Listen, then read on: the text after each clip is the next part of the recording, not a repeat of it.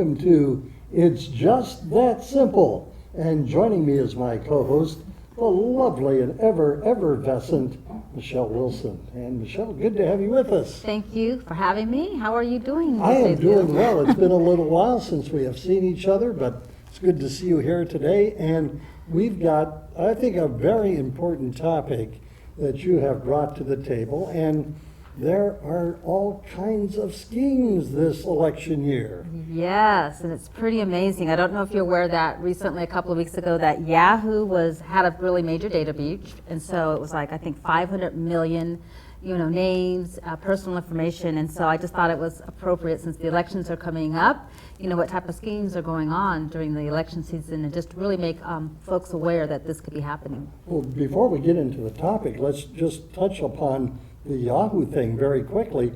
This was a breach that, my understanding, actually took place a couple of years ago, back in 2014, but they just discovered it. Yes, and it's just amazing. So 2 years, your information is just being leaked out there, and we did an episode one time about the black market and how people just like to go out there. It's the information that they sell, the information on the black market for a couple of bucks, 10, 15 bucks, but what they do with that information is create new profiles. And so I always say that identity theft is a silent crime, because you just don't know. It's not like if you get broken into, your car gets broken into, that your stereo's stolen, but with your identity you don't know until maybe you get pulled over by a police officer, or you try to go purchase a home. You don't even know that your information has been stolen until, like I said, something maybe tragic may happen.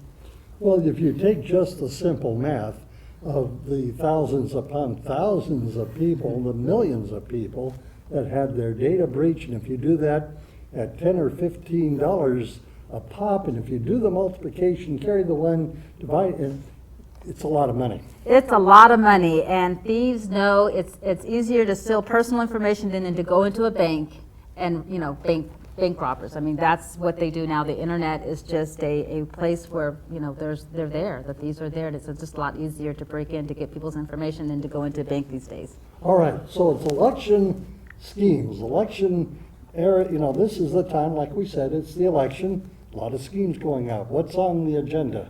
So the first scheme I want to talk about is this really, like the candidates are calling to get donations and so forth like that, right?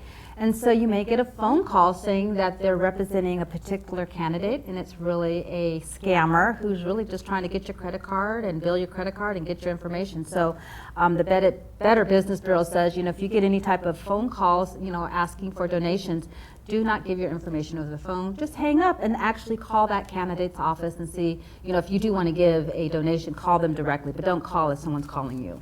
Well, that's actually very good advice, because people who are at home or on the go and get a phone call, they have no way of really verifying until, okay, I will hang up, make a return call, see if it's legit, and if they want to make a donation at that time, that's the time to do it. Absolutely, and kind of go off topic. This happened to me recently, where I got a call from Social Security, and I was driving, and I picked up the phone. I had it on speaker, and I almost gave them my information, because we're just so I won't say distracted. We have a lot of things going on, and we don't even think about it. And then I thought, well, why would Social Security be calling me saying that I had a disability claim? So it's just that easy. People don't realize, like I said, this is a good time because it's the election time, so people are out there, so they're not thinking, that it could be a scam. So just be very careful when you're getting a phone call that, I just say just hang up, or I say I'll call them directly. Well, same thing for me, and along the same lines, I had gotten a call from Social Security regarding a claim, and so I ran the number, and it actually turned out to be the Social Security number, and then the next day I was able to call back and confirm everything, but it was just a little bit on my part, that skepticism that I better double check before I actually give out the information. Yeah, I always say be safer than sorry. And like I said, I even called to the Social Security office, and they said, you would get a letter in the mail first before they would really solicit you over the phone. And they may have your information, so that's the thing. It sounds like they're legit because they have all your information. Like we talked about the Yahoo breach. They have all your information. They have your address, they have your phone number. So it's like you're verifying because they have that verifiable information. So you really don't know who you're speaking to when they're calling you. Well, I had a call, this goes back, we have talked about on this program that I've been the victim of identity theft, and it all started with a call wanting to verify my information. And long story short, the perpetrator had actually turned out to be a former employee of a company that I had done business with. And what he had done before he left that company was pull the files of I don't know how many people, but he was contacting them and setting up his scam. Wow. And as it turned out, he had done this in Texas, and was caught, thank Okay. goodness. And so, to the best of my knowledge, he is still doing time in the Gray Bar Motel. Well, hopefully he is, like you said. And it's unfortunate because there's so much theft going on, identity theft and so forth. Thousands and thousands of people are just getting away. They could close down shop and start all over again, especially with the internet, because it's really difficult to trace, where those signals are coming from, because they actually will use other towers and things like that. So it's really hard for just the police officers just to investigate those type of crimes.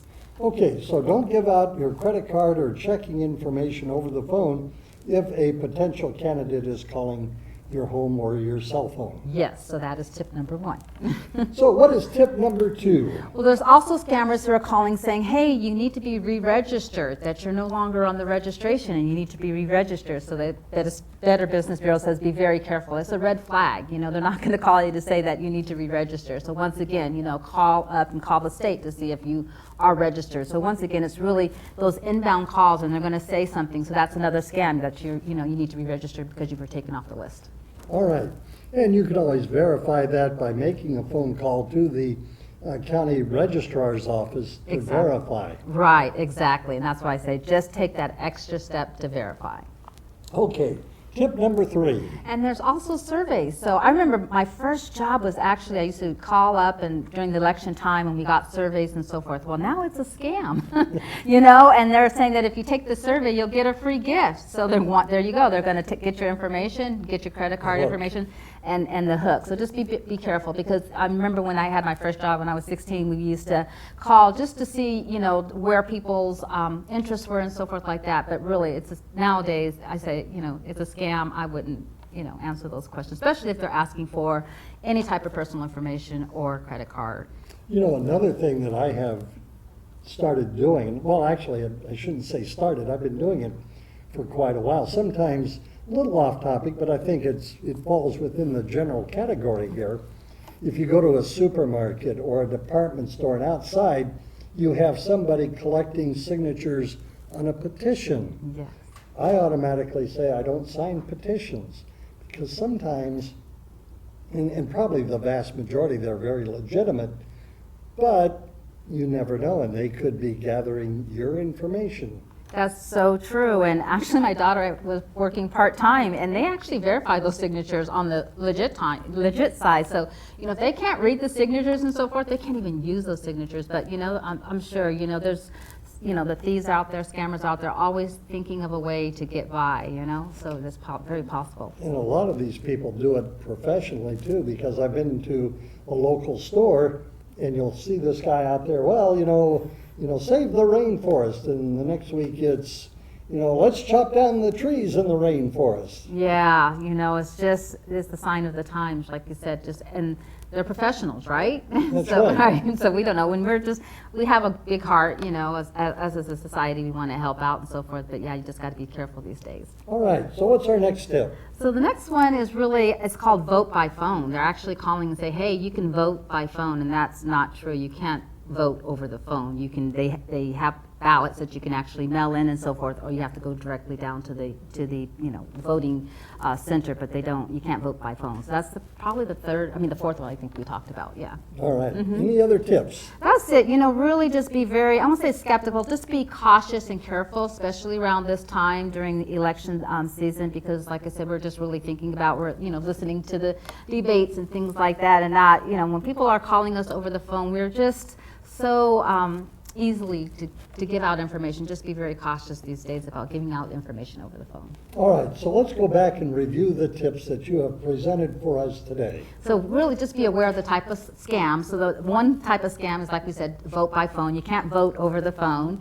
And then also, they'll call to say, hey, we want to take a survey. Just be very cautious. Just don't give any information like your name, address, or even a credit card over the phone. And then the donations. We all want to give to our, candidates and so forth. You know what? Just call the agency or go online and go to their website. You can actually make donations on the website. But then again, you got to be careful of that, because sometimes they have those misdirected links. So, just be very cautious on that, and then just re-register that. Hey, you have to re-register to vote. And just check, you can check the registry to see if you can have to re-register. Well, and not only applies to the candidates, but a lot of charitable organizations, sometimes they will have the phone calls out, but oftentimes, especially in disaster areas, you'll hear of the scams where you'll get a call, help out our flood victims or hurricane victims or, victims of this or that. And a lot of it can be scams. Majority of them are scams.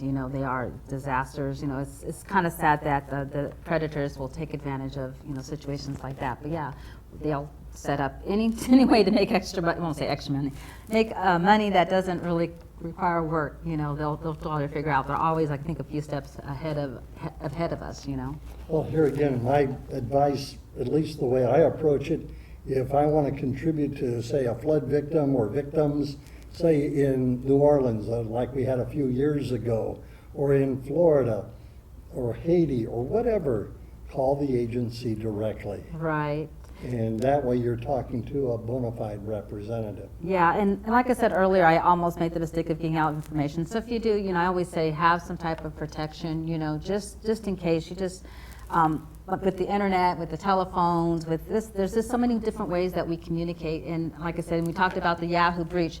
We just don't have control of our information anymore. So I always say, have some type of identity theft protection just in case, something like that happens. All right, talking about giving out information, let's give out your information, website, phone numbers that people can call and get more information about these and other things that you're involved with. Absolutely. So my website is actually Michelle Wilson International, and you can reach me directly at 805-304-5088, or you can email me, and it's Michelle, and I spell my name with one L, Michele, and it's Michelle at MichelleWilsonInternational.com. Wonderful. Michelle, next time we've got another great topic. We're going to continue on with our success principles, and I'm looking forward to our next chat. I'm really looking forward to it too. All right. For Michelle Wilson, I'm Bill DeFoy. You've been watching It's Just That Simple, a production of the Heritage Media Group.